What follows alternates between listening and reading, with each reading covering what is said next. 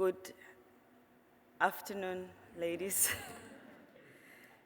Thank you so much for having us here. Distinguished guests, dear Zontians, dear friends, the young people at the back, and a sprinkle of men. It's truly a joy to be with you today at this beautiful venue in this beautiful city, amongst you, the distinguished Zontians. Of course, you are also the supporters of the global women's agenda. Congratulations for having come this far. The pageant and the flats was truly something remarkable, and the costumes are to die for. So thank you so much for doing this all the time. It's a lovely way to begin a conference. I also want to thank you for the tremendous support and the continuous support that you have given to UN Women so that we are able to carry our worldwide mandate. I can say without fear of contradiction that some of the things that we've been able to achieve in our rather short history is in no small measure due to the support and the predictable support that you've given us. We have been able, as UN Women, just like yourself, to work with women in all parts of the world where women and girls need our support. And through your support, we have also been able to build alliances and partners who provide a very big network of partners for UN Women.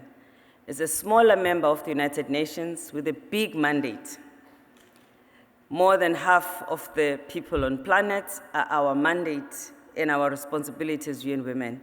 We are, however, the youngest institution and the smaller of the UN bodies, sort of women's work. Do a lot with the little that you have. And it's because of sisterhood and people like you that we carry on and we hold our heads high. Zonta also has played an important role in helping us to do our work in the area of fighting violence against women. I'd like to single out the support that you've given us there. International strategies, Zonta International Strategies to End Violence Against Women program, in particular, has been a dear partner to us. The support that you've given to multiple partners, including some of those that I think would have been those that you are referring to in the program, is truly highly appreciated. So it is also with this context that I'd like to wish you growth and strength in every part of the world, because where you are, you make a difference. Your support also facilitated the replication of the Safe Cities for Women initiative in Honduras, following its successful implementation in Guatemala and El Salvador.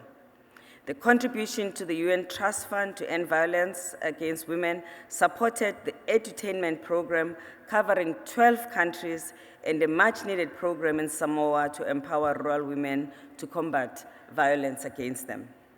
Next year, once again, we will be working together on two important projects. We will work together on the non-formal education curriculum for the World Association of Girl Guides and Girl Scouts, ending violence against women and girls in 12 countries. We will work together to prevent and reduce gender discrimination and violence against women and girls through the non-formal education and youth engagement and leadership. UN Women will provide opportunities for Zonta to participate as speakers and engage with youth leaders at each of the training sessions, which are designed to empower leaders to prevent the root causes of violence against women and girls and engage boys and men, which is absolutely essential. Zontians will have the opportunity also to advocate for the use of the curriculum within their own constituencies. UN Women will also facilitate contact between individual Zonta clubs to take part at local level. We've got a lot of work for you. This is what sisterhood and partnership is about. UN Women and Works regional workshops will train at least 100 youth leaders who in turn will train 3,000 active leaders in their home countries to deliver the curriculum in 2014 to 2016. An estimated 12 countries will roll out the curriculum through the Girl Guide, Girl Scouting movement, and with the key partners. It is estimated that 800,000 young people will be involved in the delivery of the program by June 2016. Need I say more about how tight we are? Clearly, we've got lots of work to do together. It touches on women, but it also very especially touches on girls and young people. We will together also ensure that we celebrate Beijing +20 and that we work together on what needs to happen post-2015. And I'd like to, therefore, address you on this critical challenge that is ahead of us. As you know, 2015 will be 20 years since that conference that brought together the world in Beijing took place and provided us with the most comprehensive program for the empowerment of women that governments, civil society, and ordinary people of the world have ever produced together. In 2015, it will be time for us to take stock and to look at how we take that agenda forward. We are starting to do that starting from June 2014. Yesterday, we were in New York at the Apollo Theater, kickstarting the campaign that is leading us to the celebration of Beijing +20. We invited civil society and members of the community to walk back down memory lane and to re-energize ourselves and think about the things we committed ourselves to do in Beijing and reflect about how far we have come. Needless to say, a lot has happened in the last 20 years. We have more women parliaments of the world, not enough.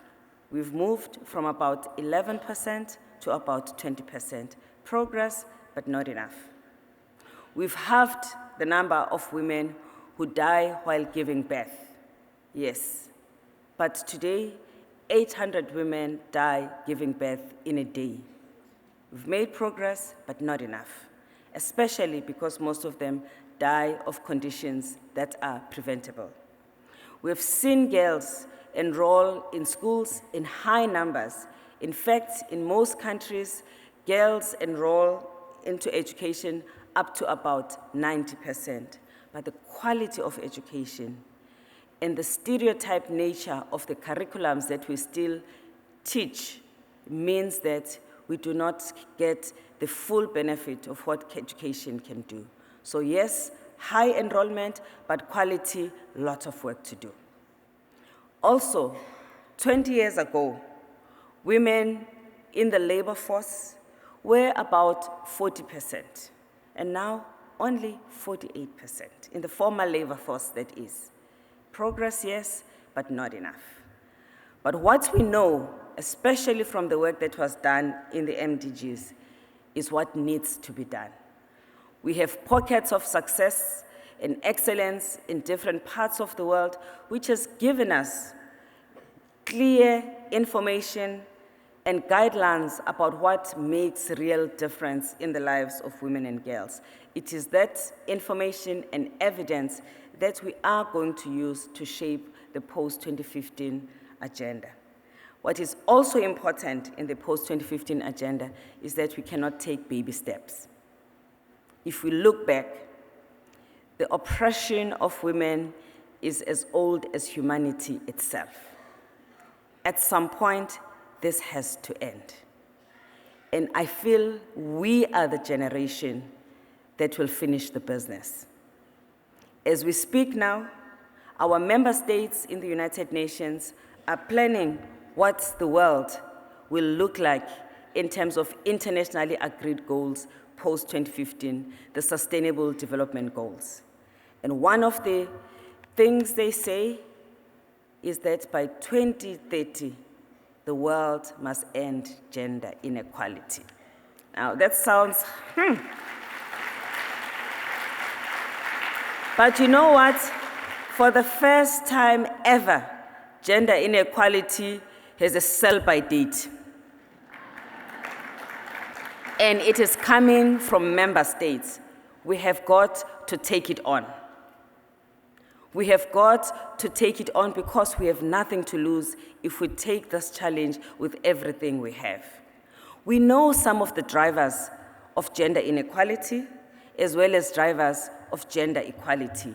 We know the things that we would have to hold the states and ourselves accountable to in order to make significant changes.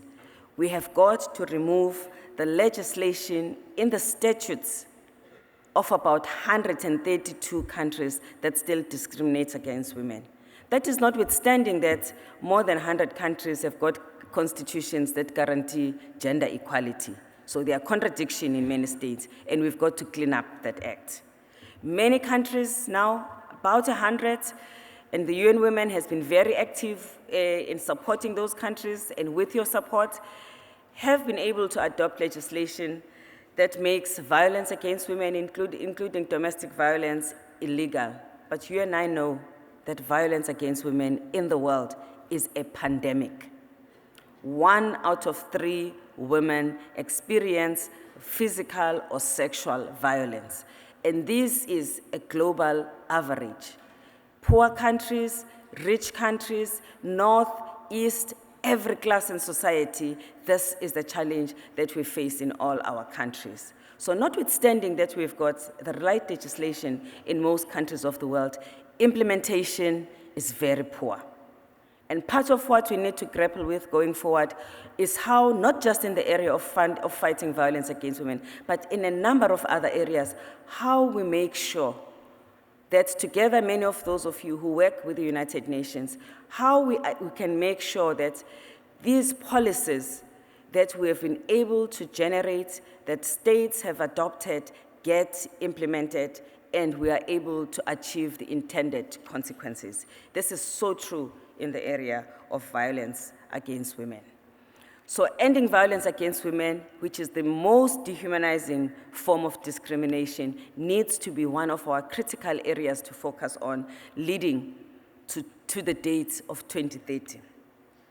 We also know that respecting rights of women and enforcing them is critical for us to make a difference and to achieve 2030 in a good place.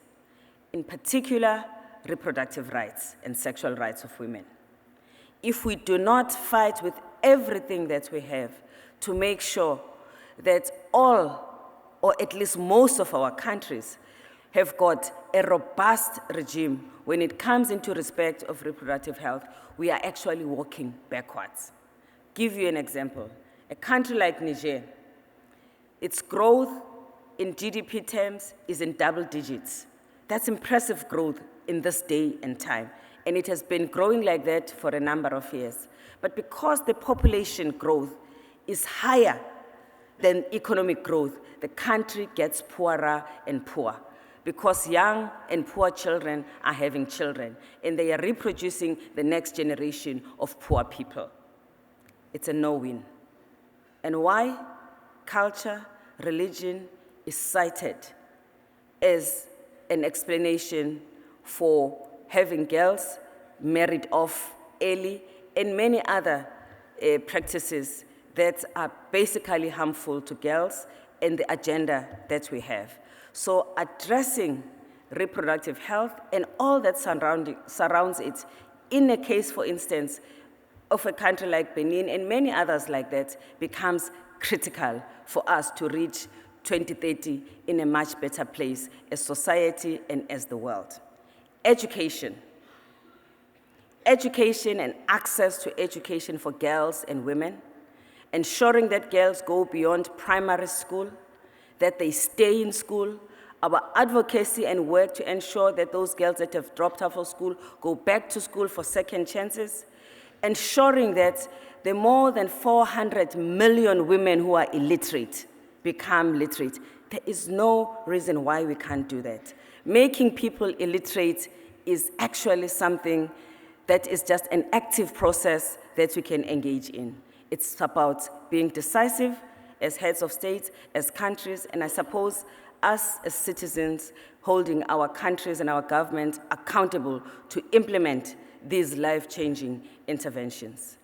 Access to finance for women entrepreneurs, life-changing, critical for ending and fighting poverty sustainably and decisively. And of course, leadership. Representation of women in all forums where decisions are being taken and where there is influence, critical. If women are not going to represent themselves, we will not reach the 2030 vision that we have. Involving men and boys as partners. Feminists of my generation, one thing that we missed, we were so convinced about doing our own things. Sisters doing it for themselves. Remember the song? The downside, we let the boys and men get off the hook. We did not mobilize them enough to take the responsibility for an agenda that is much our agenda as it is theirs, to fight all forms of discrimination against women. We are investing a lot of time in making sure that happens. So these are some of the areas in which we will need to work very hard in order for us to change the world by 2030. As we lead towards Beijing, which is a unique opportunity for us to drum support, we will ask you in your different countries to host activities that looked into the 12 critical themes that were adopted in Beijing. We are also in partnership with states, with other UN agencies, holding different events that will do just that. During the Commission of the Status of Women in March 2015, we will review comprehensively what has happened in the last 20 years based on the information that would have been provided to us by the regional commissions that we have given the responsibility to collect reliable data on the status of women around the world 20 years after Beijing. We will then come to conclusions about what needs to be done. But in the sidelines of the CSW next year, we will also have a big celebration to commemorate Beijing plus 20. We will not have a conference such that we have an agreed text with member states, because there's so much pushback on the rights of women. If we convene a conference like that in 2014, we will not get the same results that we got in Beijing. What a shame. Having said that, we are determined to decentralize the activities so that the citizens and the people of the world speak for themselves on these issues. In 2015 September, we will have heads of states of each country make what we are calling commitments on how they are going to push the agenda forward in their country. And that will be part of what we will present for post-2015, and that is what we will use also to take the agenda forward.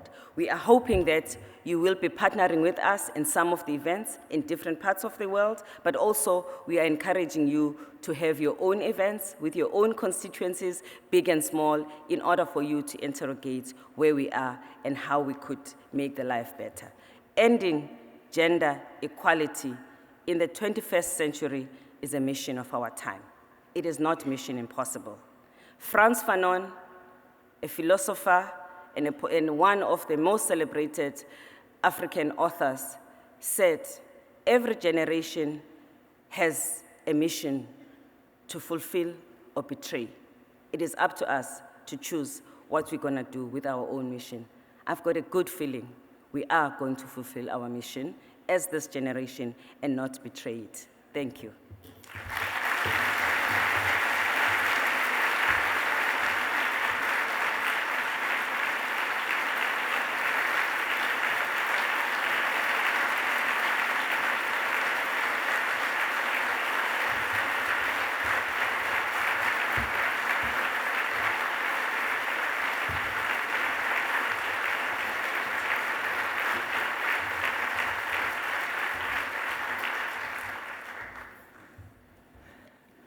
My name is Denise Quarles. I'm an international director. The International Board was very pleased that Undersecretary General Mlambo-Ngcuka was able to participate in our convention. Thank you for your pledge of support to Zonta and for your complimentary comments about our organization. And we look forward to working with you as Executive Director of the UN Women. And on behalf of Zonta International, I would like to present you with a gift that is representative of our president's homeland, New Zealand. Thank you.